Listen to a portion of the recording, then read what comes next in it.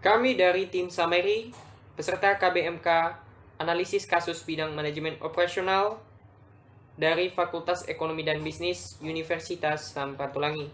Saya Samuel Zega dan rekan tim saya Aprilia Pascalin Salomina Faidivan. Erika Merin Bawinto. Adapun yang menjadi latar belakang masalah penulisan makalah tersebut adalah mengenai penumpukan sampah yang merupakan salah satu masalah yang saat ini sering terjadi di Indonesia. Dengan jumlah populasi penduduk Indonesia yang sangat banyak, maka semakin tinggi tingkat konsumsi barang kebutuhan yang digunakan sehari-hari yang berujung dengan peningkatan sampah. Terdapat banyak sekali penumpukan sampah baik di jalanan, di tempat-tempat sampah yang sangat penuh dan juga TPA yang terbatas yang tidak bisa menampung produksi sampah yang terus membludak. Hal ini dapat menyebabkan bencana seperti banjir dan juga longsor. Penyebab utama penumpukan sampah yang sangat banyak ini adalah pengelolaan sampah di Indonesia yang masih tidak maksimal. Kita akan membahas pembangkit listrik tenaga sampah di PLTSA Sumur Batu, Bekasi. Pembangkit listrik tenaga sampah atau PLTSA adalah salah satu pembangkit listrik yang menghasilkan energi listrik dengan memanfaatkan sampah untuk diproses pada teknologi yang mampu memproses sampah ini menjadi energi panas, yang kemudian energi panas ini akan menghasilkan energi listrik. Teknologi yang digunakan pada PLTSA Sumur Batu Bekasi ini adalah teknologi Circulating Heat Combustion Boiler System, di mana dengan menggunakan teknologi ini dapat menghasilkan listrik 1,5 MW dan ini dapat digunakan untuk menyuplai 4.500 rumah-rumah penduduk. Proses kerja PLTSA dalam menghasilkan listrik. Yang pertama, sampah yang dibawa oleh pengangkut akan digolongkan terlebih dahulu, apakah sampah tersebut merupakan sampah organik atau sampah anorganik. Kemudian setelah digolongkan, langkah selanjutnya adalah pemisahan antara sampah yang mudah diuraikan dengan yang tidak mudah diuraikan. Sampah yang tidak dapat diuraikan akan masuk pada proses pembakaran, di mana dalam proses ini, sampah dimasukkan ke dalam inisiator, kemudian akan dibakar dalam suhu yang tinggi. Sedangkan sampah yang mudah diuraikan akan diolah dan didiamkan di dalam sebuah lubang besar atau tempat yang dimana nantinya lubang tersebut akan disambungkan pipa-pipa besar, yang selanjutnya pipa-pipa inilah akan dialiri oleh gas metan yang dihasilkan dari sampah yang sudah didiamkan pada lubang besar tadi. Gas metan yang dihasilkan kemudian dibakar, di mana tujuannya untuk menghasilkan panas yang nantinya akan menggerakkan turbin uap yang terhubung pada generator sampai menghasilkan listrik. Pada abu sisa hasil pembakaran sampah yang tidak mudah diuraikan seperti plastik yang mengandung polutan berbahaya akan dikumpulkan dan diolah supaya tidak berdampak pada lingkungan. Lingkungan sekitar PLTSA Sumur Batu.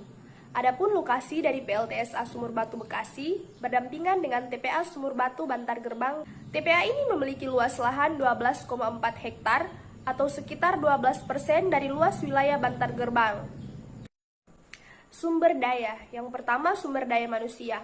Sumber daya yang sangat penting dalam pembangunan PLTSA adalah sumber daya manusianya, yang dimana sumber daya manusia di sini adalah sebagai pihak pengelola dan pengembang, serta yang memperhatikan dan mengatur setiap proses berjalannya keberhasilan pembangunan. Yang kedua adalah sumber daya pendukung. Yang menjadi sumber daya pendukung pada pembangunan PLTSA ini adalah dari segi biaya. Diperlukan dana atau anggaran yang besar untuk mendukung keberlangsungan dan keberhasilan pembangunan PLTSA tersebut. Jika ditinjau dari analisis PESTEL, yang pertama adalah politik faktor, di mana sejak tahun 2016, pemerintah Bekasi sudah menjalin kerjasama dengan PT Nusa Wijaya Abadi dalam pembangunan PLTSA Sumur Batu. Namun kerjasama ini tidak membuahkan hasil yang baik. Sampai 3 tahun berjalan, TPA Sumur Batu belum berhasil membangkitkan listrik tenaga sampah ini.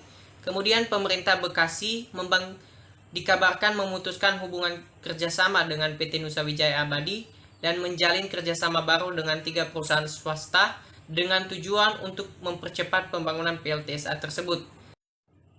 Di sisi ekonomi faktor, anggaran yang sudah dianggarkan oleh pemerintah Kota Bekasi untuk pembangunan PLTSA adalah sebesar 14 miliar 550 juta, di mana anggaran ini diambil dari anggaran pendapatan belanja daerah atau APBD Kota Bekasi 2019 dan juga sesuai dengan Perpres nomor 18 tahun 2018, yaitu pasal 14 ayat 3, pemerintah daerah dapat memberikan bantuan biaya layanan pengelolaan sampah paling tinggi 500.000 per ton sampah. Dari temuan yang didapatkan dari internet, anggaran bantuan dari pemerintah berdasarkan Perpres nomor 18 tahun 2018 ini, pemerintah Kota Bekasi belum melaksanakannya, sehingga ini menjadi faktor penghambat. Sosial faktor. Dari segi faktor sosial, keberadaan dari PLTSA akan membantu pemerintah dalam mengatasi masalah sampah.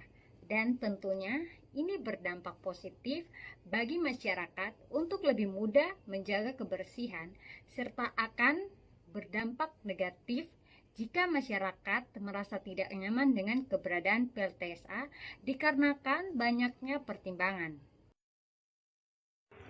Adapun dari segi teknological factor, teknologi yang digunakan dalam PLTSA Sumur Batu adalah teknologi Circulating Heat Combustion Boiler System atau CHCB, di mana dalam penggunaan teknologi ini menggunakan sampah sisa atau refuse derivative atau RDF sebagai bahan bakar yang memproduksi uap untuk menggerakkan turbin dan generator hingga menghasilkan listrik. Environmental factor. Dengan keberadaan PLTSA, Sumur Batu ini berdampak baik bagi kebersihan lingkungan dan tentunya ini mengurangi risiko terjadinya banjir. Keberadaan PLTSA juga ini berdampak buruk jika pengolahan sisa dari proses akhir tidak diolah dengan baik. Legal factor. Pembangunan dan pengembangan PLTSA ini berdasar pada Peraturan Presiden RI Nomor 18 Tahun 2020 tentang Rencana Pembangunan Jangka Menengah Nasional tahun 2020 hingga 2024. Perpres Nomor 18 Tahun 2016 tentang percepatan pembangunan pembangkitan listrik berbasis sampah di Provinsi DKI Jakarta, Kota Tangerang, Kota Bandung, Kota Semarang, Kota Surakarta, Kota Surabaya, dan Kota Makassar. Dan sesuai Perpres 35 atau 2018 tentang percepatan pembangunan instansi pengolahan sampah menjadi energi listrik berbasis teknologi ramah lingkungan. Kita masuk dalam analisis SWOT. Yang pertama, kekuatan. PLTSA Sumur Batu dengan volume sampah besar bisa menghasilkan arus listrik dengan tegangan tinggi dan arus listrik yang dihasilkan bisa menjangkau lebih banyak rumah-rumah penduduk. Selain itu, tentunya dengan adanya PLTSA ini dapat menghanguskan volume sampah di TPA Sumur Batu yang sangat besar ini, yang sebelumnya dapat menjadi pencemaran udara dan sumber penyakit. Yang kedua, kelemahan. PLTSA Sumur Batu sangat lambat dalam penanganannya sejak tahun 2016. Ini dikarenakan kurangnya sumber daya manusia dan kurangnya anggaran. Yang ketiga adalah peluang. PLTSA Sumur Batu bisa bekerja sama dengan perusahaan listrik negara dalam mensuplai arus listrik ke rumah-rumah penduduk, sehingga pemukiman penduduk yang belum bisa dijangkau oleh arus listrik PLN dapat memanfaatkan arus listrik tenaga sampah dari PLTSA Sumur Batu ini. Yang keempat adalah ancaman. Ancaman yang akan dihadapi dari PLTSA ini yaitu zat-zat beracun dari sisa-sisa pembakaran.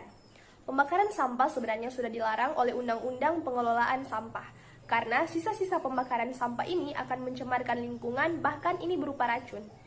Penulis sudah merekomendasikan strategi, yaitu strategi managerial efficiency investment cost and tipping fee, di mana dengan strategi managerial efisiensi dan biaya investasi, juga managerial pada tipping fee yang baik tentunya berdampak baik bagi kedua belah pihak, baik pihak investor maupun pihak pengelola juga pihak pemerintah, yang dimana pihak tersebut merupakan pihak berkepentingan di dalam pembangunan dan pengembangan PLTSA tersebut.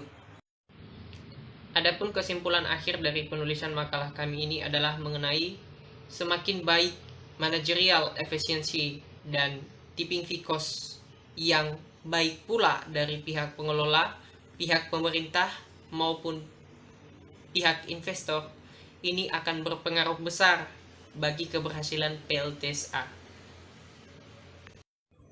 Di dalam penyusunan makalah tersebut, tim penulis yang terdiri atas 3 orang melakukan kerjasama secara daring atau berbasis Zoom dan juga menggunakan aplikasi WA, serta data-data yang didapat berasal dari sumber internet yang terpercaya. Akhir kata, kami dari tim Samerai mengucapkan terima kasih.